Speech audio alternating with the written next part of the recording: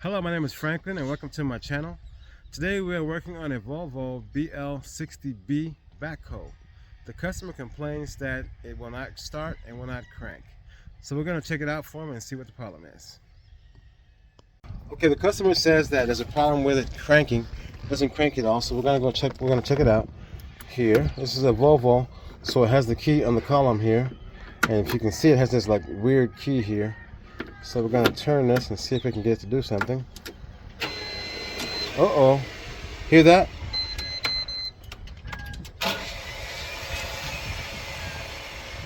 Okay, that sounds like a Bendix. So, oops, that's not good.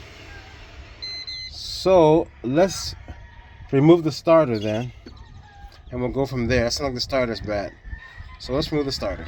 Okay, so what we want to do is open up the hood and try to locate the starter here. Let's see. I don't know if this latch will work, so we may have to lock it up in the air. We'll see if it'll stay up first.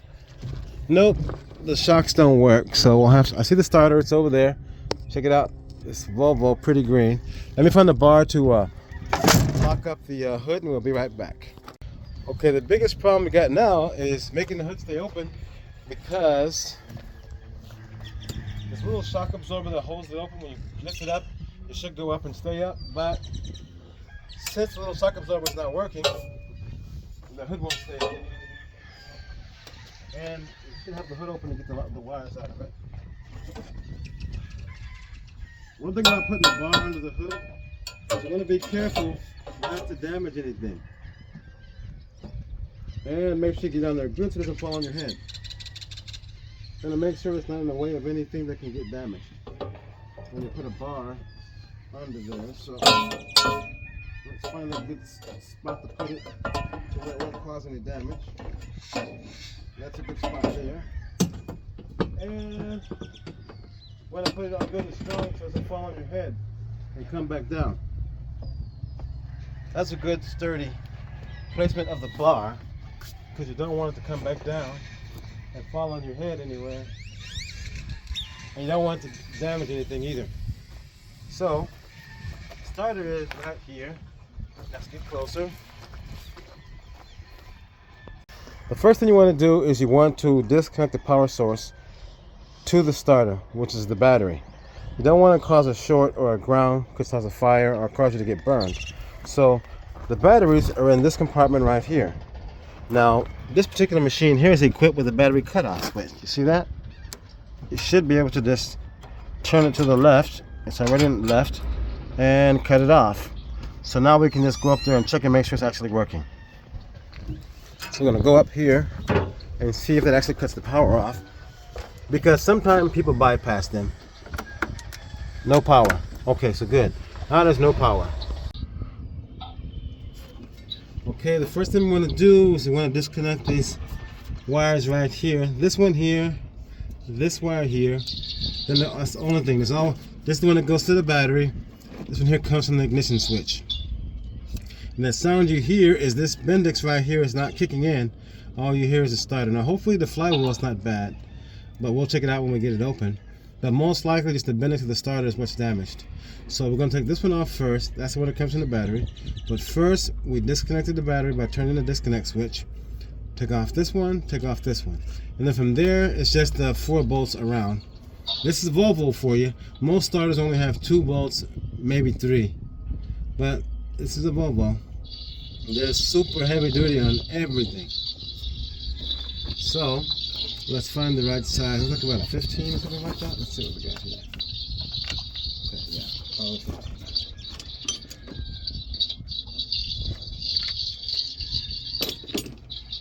Let's see. Oh, well, we want to take this one off first right here. We have to get a thin wall socket. Let me see. Yeah, this one is a 5-inch. It's probably going to be metric instead of a... Yeah, going to be a 15 probably.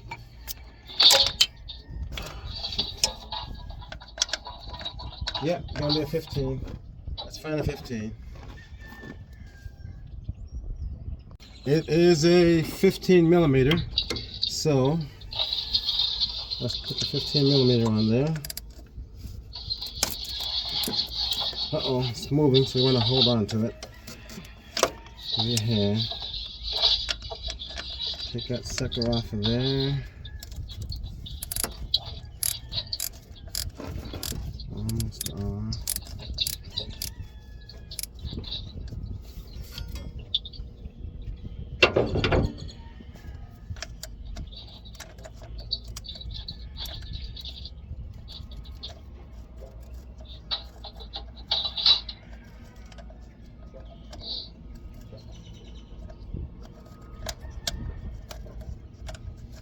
Oh, we're almost there.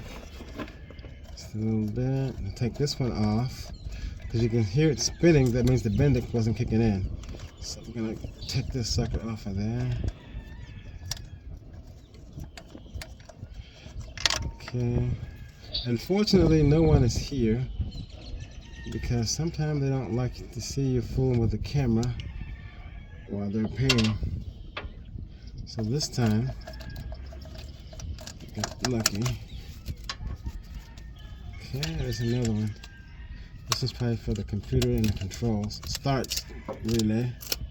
So I'll put this here back on because we don't want to lose it. Then we just need to take off this one here. Okay, next we're going to take off the small one. This one here is the one that actually goes to the ignition switch. When you crank the ignition switch, it sends power to this one, which kicks the bendix in and sends power from here to there, and that kicks in the starter. So it's going to be a 5/16 or a 8mm, which is the same thing. So we'll go ahead and remove that one.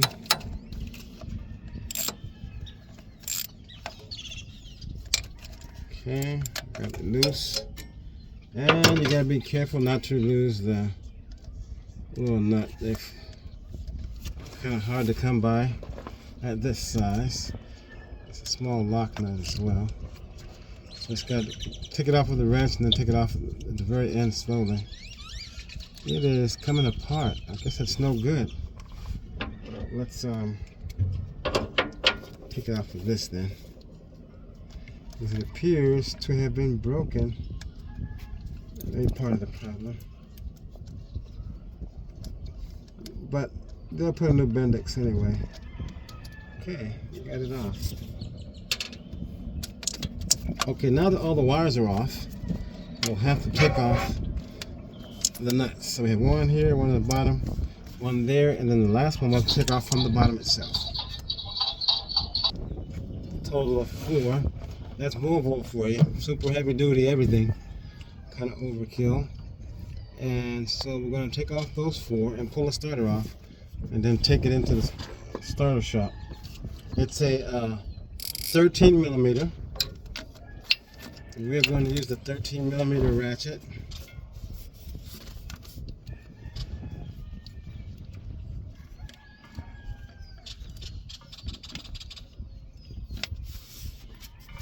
And socket.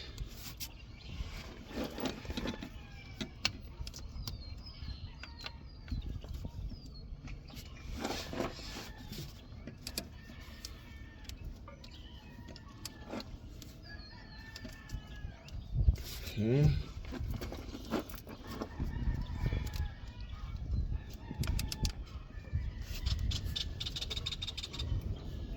So they're tight, extremely tight, but broke free.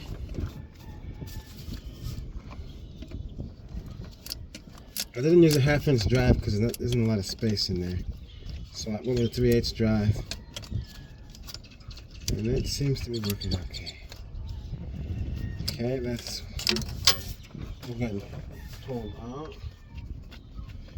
Make sure you put those bolts up somewhere safe because they're very uncommon and difficult to find that size.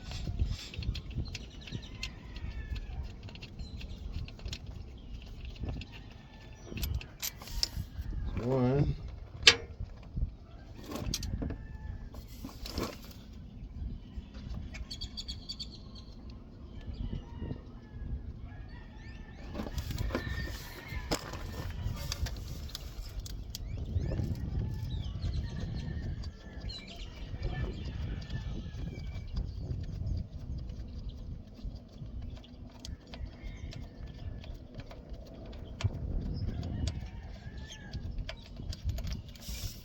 2. And then we'll get that other one there. Feel it right there. We'll use an extension for that one.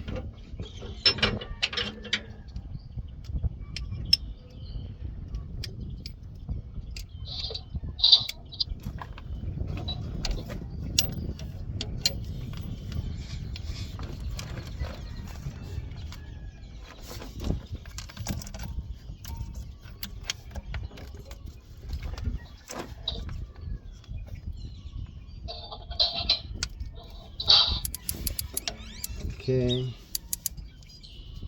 let's pull that sucker out of there. Tight one. Really tight.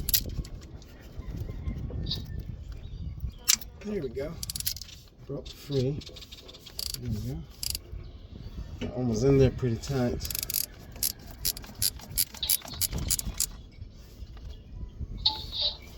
Okay.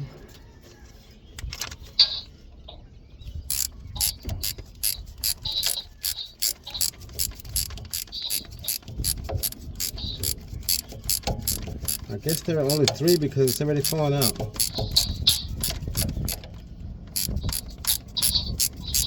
the last one. Well, I'm glad there's only 3. Because there isn't a lot of room up under there. Okay. Let's see if we can pull this around all the way out of it. Nope, that one is still in there. The bottom, oh, I can feel it. This one is, oh yeah, okay. That one is still in there a little bit.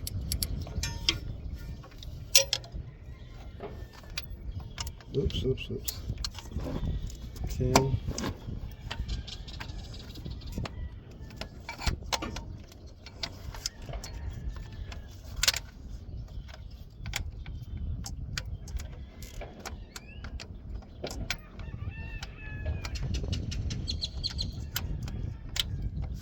Go. Make sure it's still on there, and it is.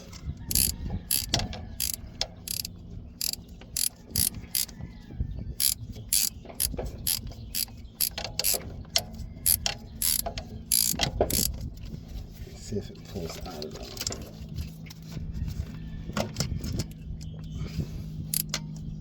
That one must be a little bit longer. Still in there.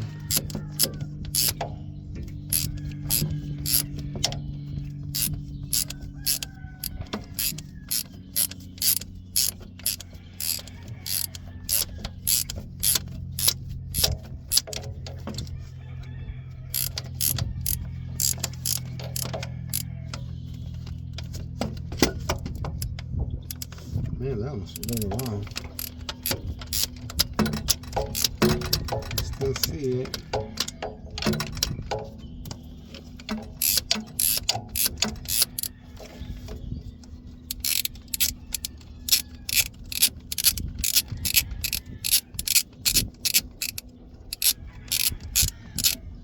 Okay, it's out now. I can see it.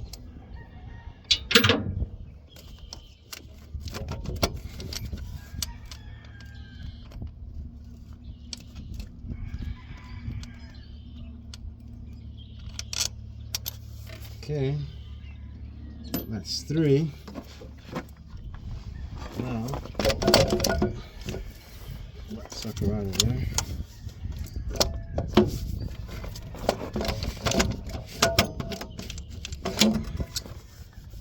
Make sure it's a cutter. Oh, bumping up against that thing. So, that thing is in the way.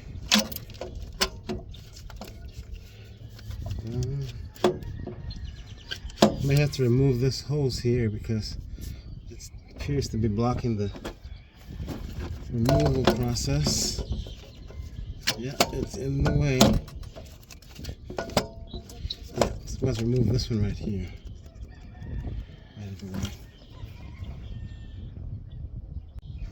Okay, the starter is unbolted already. All the bolts are out, all the wires are off. but this little line here prevents it from coming out. And that looks like that is the lubrication. That's an oil line. Oil comes out of here and goes up to the turbo and keeps it lubricated.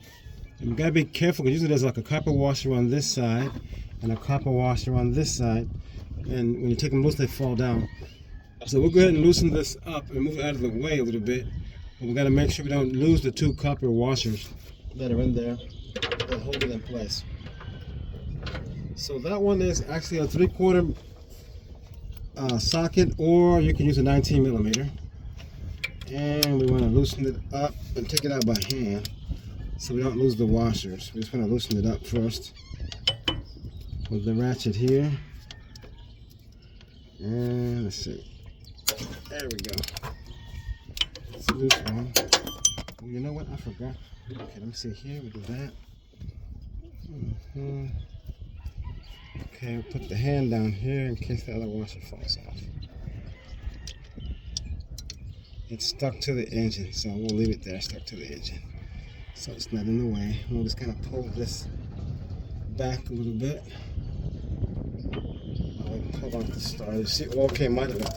That's the oil cooler line for the turbo. If you can get it just out of the way enough to maneuver it in there.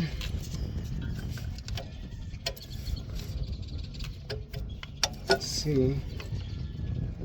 Get it. There we go. Just get it out of the way enough. There we go. Get it free, and then we can just lift it straight up. That's the idea. So we're up in the air like that. Okay, we're good as wood. The cable's out of the way.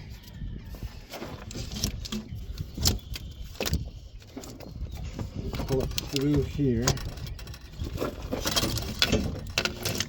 And we'll have to put it back in the same way we took it out.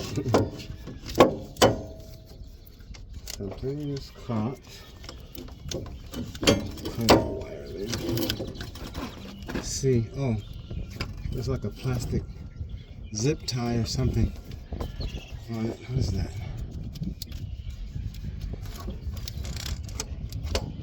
Oh yeah, it's a zip tie. Let me cut that.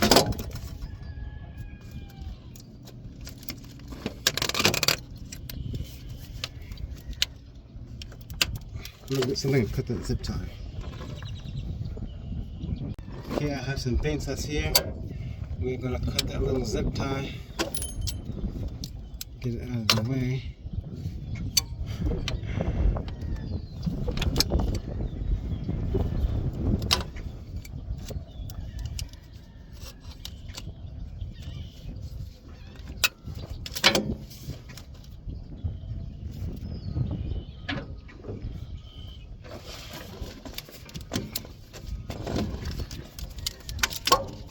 Okay, that's out of there.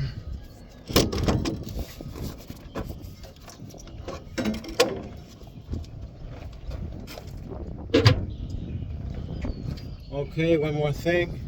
Remember I said be careful with the washer? This little line, see it fell off. That's it right there. That's one of the copper washers that goes here.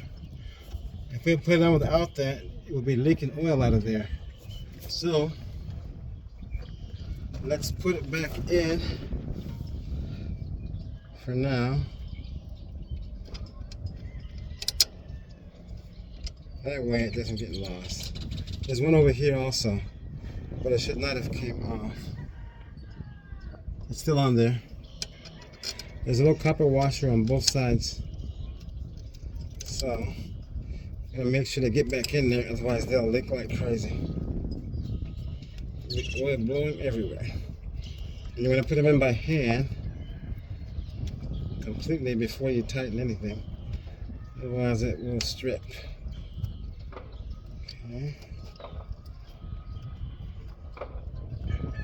Find a hole. There we go.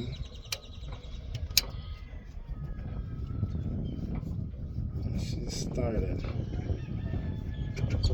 I'm gonna go ahead and tighten it up, but I'm gonna leave it loose because, well, I'll leave it loose so they can see the oil there. Somebody won't mess with it. Okay, I'm gonna take the starter and get it rebuilt, and we'll come right back. We have another issue.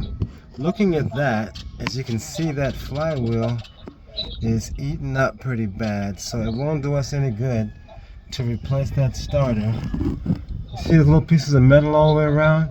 And you see, look at how it's all eaten up on that flywheel? And if we get a starter, it wouldn't make a difference. There's no way that's gonna fix. So what we really got to do is make sure the engine turns and make sure it's not locked up, and then if it's not locked up by the starter, then we'll go from there. And the starter and the flywheel, I'm sorry. So the transmission has to come off and the flywheel has to be removed. So I'll go with the customer and see if he wants to remove the transmission and press that flywheel or not. And most likelihood, this job is completed today because the customer may not want to pay to have the transmission removed and the flywheel taken off at this time. So it may be months or a year. It might be parked here. I've done it a few times. And they just put it off rather than spend money. So hopefully he'll decide to remove this transmission and press the flywheel and also replace the starter. But I would say most likely it'll be sitting here for quite a few months. So we'll probably end up finishing this video right here, right now. Hello, I'm just giving you an update on my Volvo backhoe repair. The customer has decided he does not want to fix the machine because he got the quote for the labor, which came out to around $1,300, and the flywheel was going to be around $1,800, and then the starter was going to be around $350 for this for the repair. And then the machine actually needs wheel hub and bearing, which came out to $14,000. So he has decided he's going to auction off the machine. So in that case, we are not going to finish this machine. We're not going to put a starter on our flywheel or move the transmission or anything. So I want to conclude this video here. I want to thank you very much for watching, and please take a second to hit that like button, and if you haven't subscribed to my channel, please do so. I appreciate it, and we'll see you in the next one.